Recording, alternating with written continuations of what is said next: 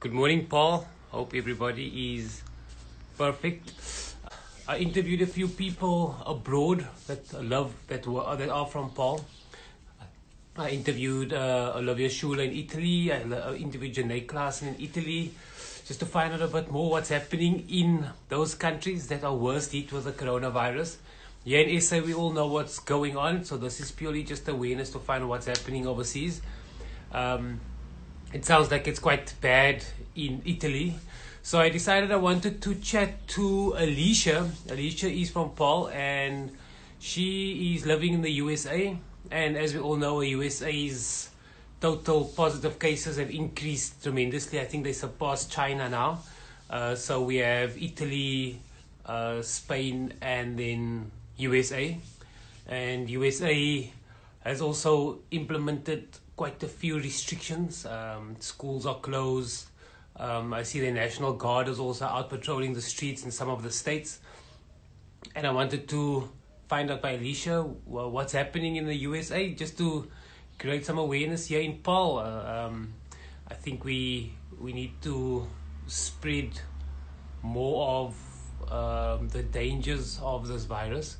So I'm just looking for Alicia quickly. There we go. In USA, 7:30 in South Africa, so they are. Hey, Good morning. Turn your phone. should Good I turn morning. it? Oh, there we go. Good There you afternoon. go. Good morning. Hi, it's night time here. Morning. Morning. What time is it there? Yeah, it's around 10:30 evening, Sunday night still. So kids asleep. Everybody's quiet. Kids are asleep. It's peaceful. It's quiet. How are you doing, madam? Good, yeah. Okay, cool. Things So are tell us, where in America are you? Because I was just explaining that the USA's cases are they third in the world now, and I think this weekend you had over, I think, 8,000 additional new cases. Tell us a it's bit more. crazy. Yeah, tell us where you are and what's happening. So I'm in Pasadena, so that's within the county of LA. We live probably about half an hour from downtown Los Angeles, so close enough to kind of see the effect of what's going on, but um, it's weird. Like, it's just so strange. You notice the difference in the streets and the shops. I mean, it looks like a zombie apocalypse hit this place. So it's like, it's really a strange, like, time to be alive, to be honest. Um, I think it's not extreme to say that daily life has changed for pretty much everybody. Mm. Um, your places of worship are closed, gyms are closed, any public place is pretty much closed. I mean, I'm sure a lot of people are aware of what the restrictions are, but where we are at now is probably, I think it was probably in the middle of this past week, where our city, Pasadena, declared a state of emergency quite a few weeks ago. So that meant they would have like access to federal funds and stuff if things like would really get bad, because obviously there are processes and procedures involved. So it didn't mean at the time that we had confirmed cases within the city, but it just meant that there would be less red tape going forward. But now, since then, things have developed to a place where we are now on lockdown. So for 2 weeks, we have to, or at least until the end of March, we have to stay within our homes. The governor issued a stay at home is safer sort of policy. And there are various rules in terms of distancing, not going to socialize with your friends. You can't really go out unless you're going out for essentials, emergencies, all kinds of stuff like that. Like you'll walk past, we have so many parks in our neighborhoods, but they've all been taped down so that people don't go there and take their kids on the equipment and stuff like that. So it's just like, it's strange. Like you just walk around and it's just, you don't see as many people walk. You'll see people walking, but you'll notice the interaction is very different because it's like they're very aware of what that distance needs to be. Standing in the shops, people will queue. Just the other day, I went to go buy groceries and I was like, this is just, it's so weird. Like, people are queuing outside the shops before they open, but they'll like circle the block already before the doors are open. Wow. And so, if you want to go get something, you need to like get there early. But also, I tried another store once. I saw that, and I actually had to queue inside the shop while they closed off an aisle so that they could restock it before people come. It's like Wow. they restock before people come, and during the day, it's just like I don't know. It's just Yeah. something else. So, so So the so the Americans with all their bunkers underground that they bought over the years are the happiest on earth you, now. it's so funny. Like even my YouTube feed has changed because I noticed some videos the other day popping up about homesteaders and Yeah. preppers and people who like have been um, storing up like stockpiles of Yeah. things in their pantries, and I'm like, okay, okay, noted. Circumstances have changed, Yeah. but yeah. So in the meantime, now, like our church is also online, just like most other churches you've seen. Mm. We last week still we were able to have like our life group meet together, and we got together to watch the service online because obviously the big meetings have been postponed until whenever. All the kids are home from school, everybody's homeschooling. And we expected it at the time when the notice went out that maybe it would just be until the end of March or maybe April. But now it seems like it could potentially be until the end of the school year, which for us is like June. Wow. So, yeah, so circumstances are definitely changing. So I mean, Um, are people taking it serious? Are people like they really listening to what the governor is saying? I think for the most part, it's like I understand that they haven't put in like, oh, let me put it this way. The Some of the things that they've released now, the notices and stuff, they'll say that it is punishable by fine or, like to make it seem as serious as it is. Mm. But they don't want to enforce like really, excuse me, really harsh penalties at this Mm. time because I think they're still relying on people understanding the wider impact of it and then being wise enough to adhere to these policies and stuff. But I don't know if it's going to go as far as them implementing laws necessarily to make sure that people keep their distance and Mm. stuff. But it's like, but I think it's hard to enforce it on a large scale Mm. because the population here it's quite large. So there's a lot of people here. I mean, California, I think, has a population size that is similar to South Africa, if I'm not mistaken. Mm. Mm. So that's like a whole country in just one state. Yeah. But yeah, but now if they don't do it, if they don't implement the procedures now and things keep spreading, then obviously it becomes more dangerous because the US itself is a very large country. So, I mean, proportions are crazy. Yeah, no, because I was looking at the USA stats, and I mean, you guys, there was like a graph that was going with the USA and their cases. I mean, you at what 30,000 now over a period of 3-4 weeks. Probably, but keep in mind when you like looking at stats and stuff, it's changing because the testing procedures are also changing now, and a lot of them aren't. Mm. Look, there are extreme things where people are calling 911 because they don't have toilet paper, Mm. um, which USA is problem. it's like seriously personal problems. Personal, it's crazy. But then oh sorry, I totally lost my train of thought there. Um, but at the same time, there are limited medical resources, although a lot of them are sophisticated, but there aren't like widespread testing kits available everywhere. They are saying that in some states and in some cities, especially where the threat is very high, they have drive-through testing, like convenient things like that, where Nice. if someone has been seen by a physician and they say, okay, you are showing symptoms and you would require a test, then they'll maybe do a drive-through test or something like that. But it's not like you can just go to your doctor at the hospital and ask him to test you.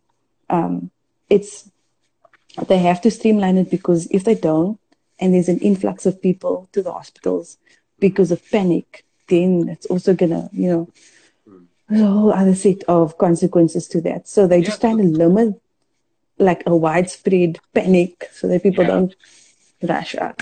No, but I mean, it was similar here with us. With us also, you go to the doctor first before, and then you need to get the symptoms. Then you have to go for the test. But amazing, like 2 weeks ago, I asked, I don't know, you probably saw the pictures in Macro and Pick and Pay and Checkers. And people like all buying toilet paper galore. Why are toilet paper first like me? So And I when don't know people, if that is something that just caught on worldwide, where people started buying yeah, in Asia, and I was like, oh snap, it's coming here. Let's buy the toilet paper first. yeah. Because it's not like it gives you diarrhea. Really. But it is crazy. And I think the numbers are changing so rapidly now because more people are being tested. So that could potentially be why so many things are going up. But also, I suspect that in many countries, the numbers have been understated also because the governments might be wary of what they make public to people, because at this point in time, it's like you also don't want to be, you don't want to cause havoc by just making a public declaration. But at the same time, it's like you need to be aware that it is spreading and it is highly contagious. So there are so Yeah, and many I think people that could be put at that's the risk. main thing. It's that highly contagious. People must stay at home and not. I mean, that's how it gets spread if you go to public areas. So tell me something. Are you like totally on lockdown? You can't do anything. You and husband, kids, everybody in the house, quarantine type thing. Wow. Yep. So for us, it's actually not been, or for the last few days, it does change your mindset about the fact that you have to be home. And like you can't just go around to a friend's place or something like that you would normally do. So you do have to adjust the way you do life. For us, though, I think the impact has been a little softer because my husband does work from home Okay. 90% of the time. But now, since everybody's working from home, it doesn't seem like unusual. But for example, we have neighbors next door that just returned from a trip to Germany. So now they are under self-quarantine for 2 weeks. We actually saw them this morning, so my husband and the neighbor were talking to each other. Hopefully through the But like, window. Like, yeah. yeah, so he was like, he waved at things through the window.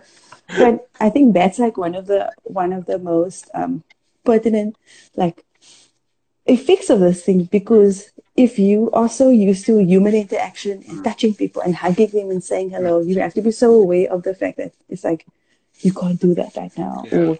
Or kids like being so close to each other. You can't actually take your kid to a play date now because they don't understand social distancing. They don't understand that if they sneeze or cough or whatever, it could actually affect somebody else, Powerful. Yeah, but it's like really weird. I was speaking to a friend also last night. It's such a weird environment to like you walk in the mall and then you wanna greet someone, but it's almost like you don't want to greet, you don't want to shake hands. Yeah, like, So hey, like, it's good to see you. it's uncomfortable. Yeah, but okay, well, what was that Sorry, cough? I coughed. I Yeah, coughed. elbow.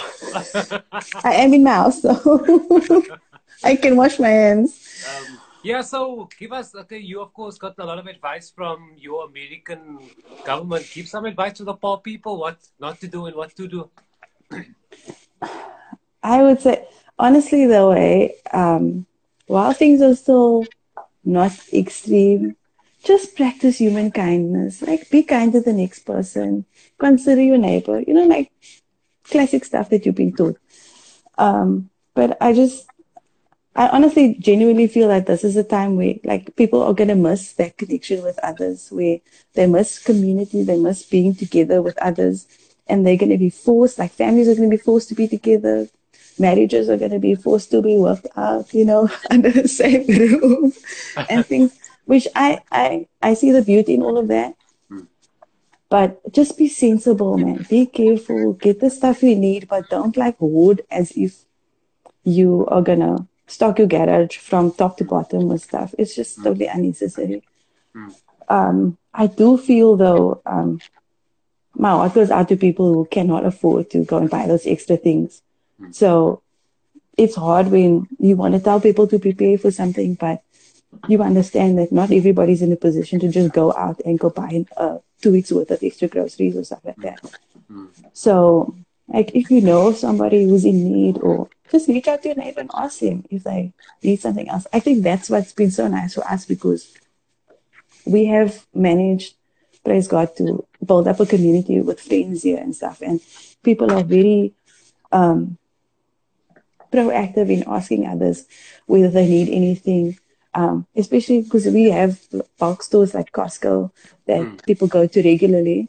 And that's obviously been a madhouse, but those who've prepared beforehand now might have, say, like 3 packs of toilet paper, and they're not selling it at a premium to others. They're just giving it away because, okay, you're in need, you're my brother, I'll give you something, But adhere to the law. If the government is putting in regulations, like don't go be a maverick and go do your own thing, Like if they say stay at home, stay at home. It's like it shouldn't it's not as easy for everybody, but you don't just consider your own safety. There are so many vulnerable people, especially those with underlying medical conditions and stuff that you don't always know about. But you could be carrying the virus and you go out there and expose other people to it. So it's a tough world out there. Yeah, tell me something, Alicia. So if you have a state of emergency, does that mean like the army or the National Guard is walking around in the streets putting people, I think that could be the case. Like, Okay. I'm not familiar with it to an extent, probably because this is like an extreme situation. I've never experienced something like this before. Something unusual though that I did notice the other day, I was driving back from the store and one of our busiest roads was quite empty. I noticed the police car across the street, but then the sheriff was actually in the road. Like he was standing in the middle of the street and looking around. So I don't know if that was like him patrolling and checking, if people are actually adhering to the rules. Shame there was an older guy also like just walking, covering his mouth. But I do think if at the moment now, California, which is the state that I'm in, which is like the province, California has issued a declaration, a disaster declaration, which the government is looking to approve now. I think that was in today or yesterday's press conference. So, and that's another thing that I like. The government is trying to be transparent about what they're doing and the measures that they're implementing, which is, I think, building trust with the nation as well. Just for them to know what's going on. So right now, New York and Washington have both declared those disaster states, which also allows the federal government to provide things, because I suppose South Africa might work on a similar model where there's state funding from the whole government and then like a provincial funding. So here that allows them to provide for things using federal funds, which is like the whole state, and not the state funding, which is provincial. So the governor of our state is not then liable to pay for extra medical supplies and stuff. Now they are also going to set up extra like medical camps with beds and stuff, especially with the infection rates going up. So that they are deploying extra medical supplies and things within California. And I think between the East Coast, which is where New York and I think Washington's also on that side. Or could it be? No, I could be wrong. But New York is on the East Coast and we are on the West Coast. And on both sides, I think they are also deploying the Navy because there are Navy ships on both sides. So they'll also come in and help. And I mean, can I just say, I have so much respect and I honor the medical professionals who are out on the front lines. I was also just catching up with a friend of mine from Italy who's also from Paarl. And he says he lives close to a doctor and he's been so shocked because he's seen people go out on stretchers multiples during the day sometimes because it's crazy. Like their shops even have time limits for them to shop and only one person can go at a time. So it's like, I mean, where we are at is sort of midway between that extreme and where like I feel like South Africa might be right now. I think if countries don't adhere to staying at home principles, then everybody's possibility of hanging out there. Yeah, I think so. And I think so you can't plead ignorance in a situation like this because there's so much information going out there and you want to be able to trust what you read. what you 100%. watch. And I mean, I'm not saying people should go out there in pandemonium and just like go crazy. I'm just saying look after yourself, look after your family and those around you, and just try and do the best you can. No, totally. So are you missing home? Are you missing parents? Are you missing Of Paul? course, Good. it's my hometown. Yeah, I always miss them, but thankfully we were able to see my parents earlier this year. So Okay, cool. before all the madness happened. Yeah, when you're allowed to travel. Oh, thank goodness. Madam, thanks so much for your Yeah, time. man. You are most welcome. Yeah, so enjoy. My day is starting and your day is finishing. I can. Oh wait. Yeah, baby's awake. Okay, cool. So I'm not going to be going to bed anytime soon. But yeah, it was good chatting to you and catching up. Thanks, madam. Yeah, keep me posted on what's happening there. I mean, it's so easy to Cool. get into the news, but you don't really get what's really happening in the country. Yeah, news is always subjective, eh? Yeah, of course, from where it comes. Mm. Mm. All right, cool. Thanks, Alicia. Cool, man. Keep well. Enjoy. See you. Bye.